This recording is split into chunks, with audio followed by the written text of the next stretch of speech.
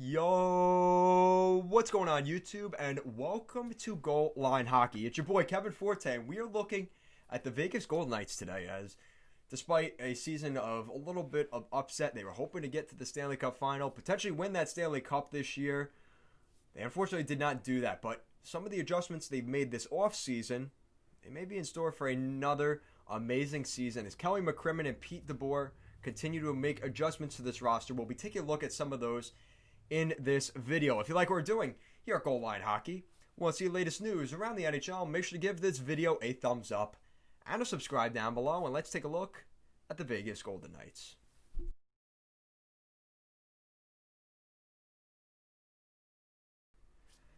Alright, so before we get too far into this video, I want to give a quick plug to our Instagram and Twitter handles at goalline_hockey. Links will be in the description down below, as well as playing throughout the video. And make sure to check out our Patreon, where we talk about all things hockey, a weekly podcast every Thursday night, so make sure to stay tuned to check that out. Alright, so with that out of the way, let's take a look at the Vegas Golden Knights. Kelly McCrimmon, the general manager, Peter DeBoer, the head coach. They know they had to make some adjustments to this roster this year, and we'll be taking a look at some of those today. So, the Vegas Golden Knights are in a spot this year where they understand they need to move forward. They had some priorities they had to address this offseason. The power play definitely needed some upgrades. There's going to be opportunities for some of these young guys to come into the fold next season. Cody Glass. Bolstering up that blue line. Adding a guy like Alex Pietrangelo. Needing the young guys. Peyton Krebs to step up. So we're going to be looking at all that here. So, starting things off, the power play. The power play, the power play, the power play. The power play in Vegas has been an issue. Really an issue last season. And when you get into the playoffs, special teams is huge. Momentum swings are huge in the postseason. You get a power play. If you don't score on that power play, the other team more than likely is going to score after that penalty kill because they get the momentum back, and it really can swing not only a game but a series, and that is huge. And that seemed to be an issue as they played the Dallas Stars in the conference finals, a team that they were probably better than, but because of momentum swings and a hot goaltender was really a struggle for the Vegas Golden Knights. Golden Knights power play doesn't seem like an issue when you look at their roster. But after all, the club scored a 22% clip on the man advantage during the regular season last year. That was fourth in the Western Conference, ninth in the NHL, which doesn't look bad. But then in the postseason, they fell to 18.2%, which is an issue.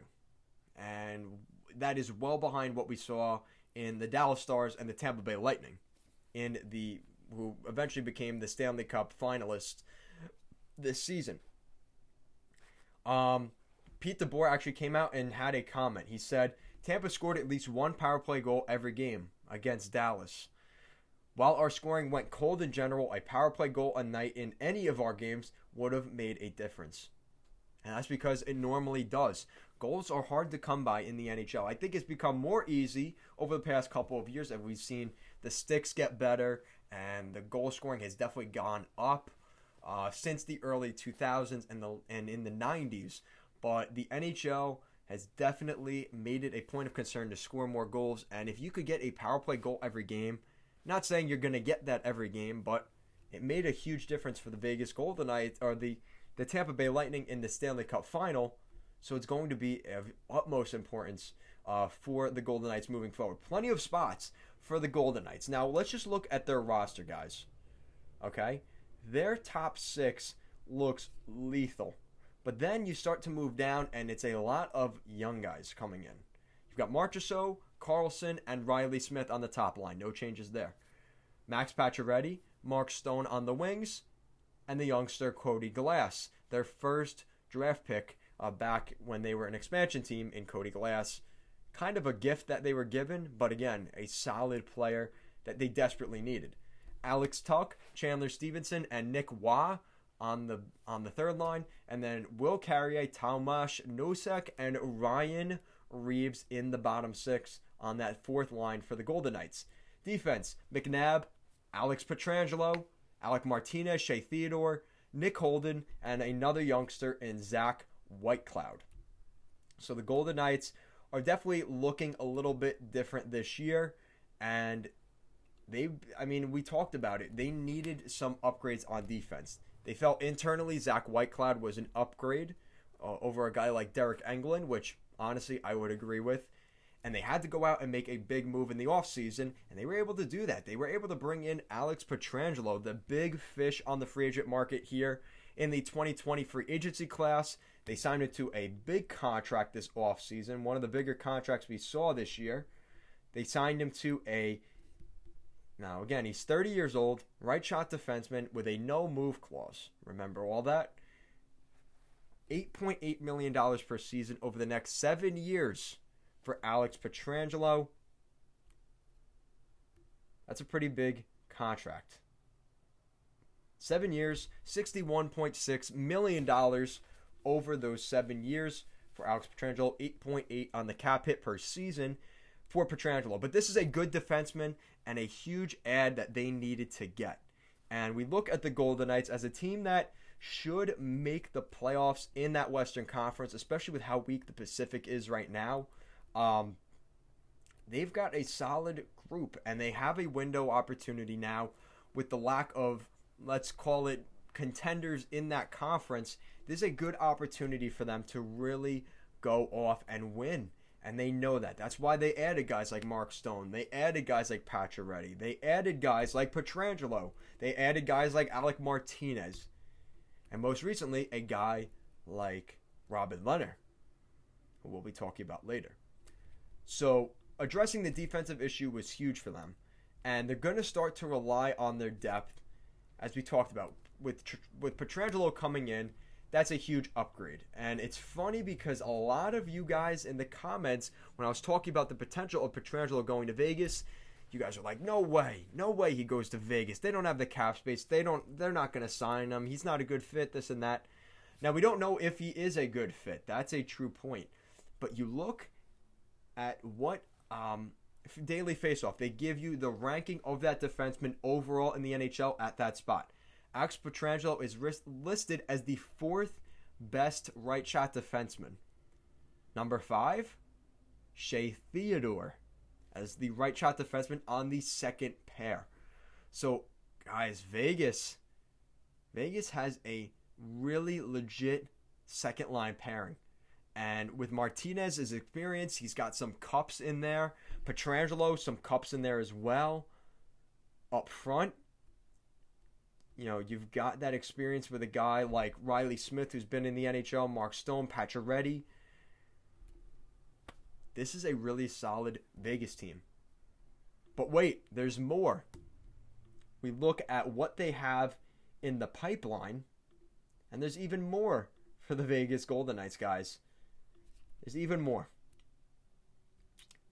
Let's take a look at their depth up front. Jack Duggan. Okay? He looks like a very good player. He's 22 years old, but he's still fairly young.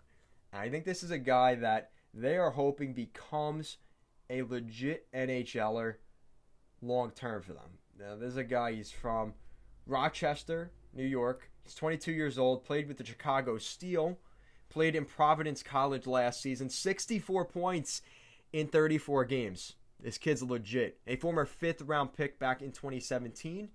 They're hoping it's going to take him a little longer to develop, but this is a guy to keep an eye on. Peyton Krebs, again, another former first-round pick of the Golden Knights. Now, he fell in the draft because he was on crutches come draft day, and a lot of people felt that was going to really hurt him. The Calgary native, 19 years old, 17th overall pick back in 2019.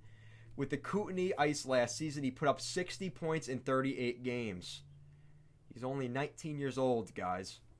This kid looks legit. And I think the Vegas Golden Knights hit a steal with him at 17 overall. A couple of other names to mention. Jonas Rondbjerg, I can't even say that. Apologize for that.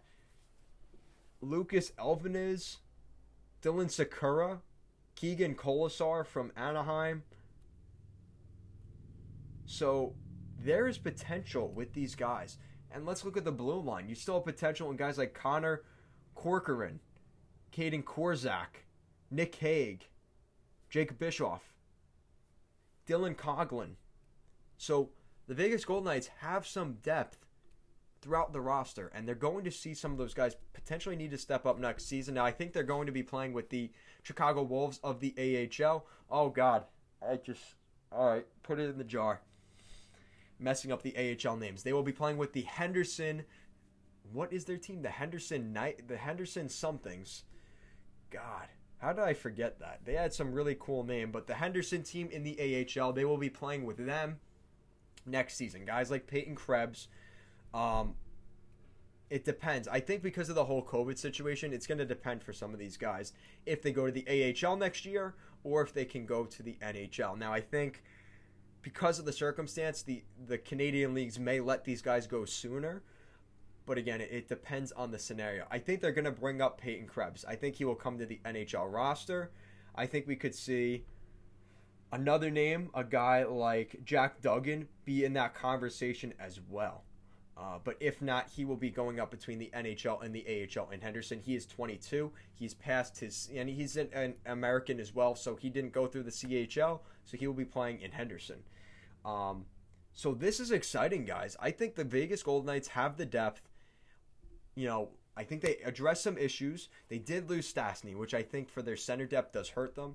But Chandler Stevenson is a good third-line center. Not a great third-line center like Stastny, but that's part of what they had to do in order to bring in Pietrangelo as well as Robin Lehner. Now that's the next guy.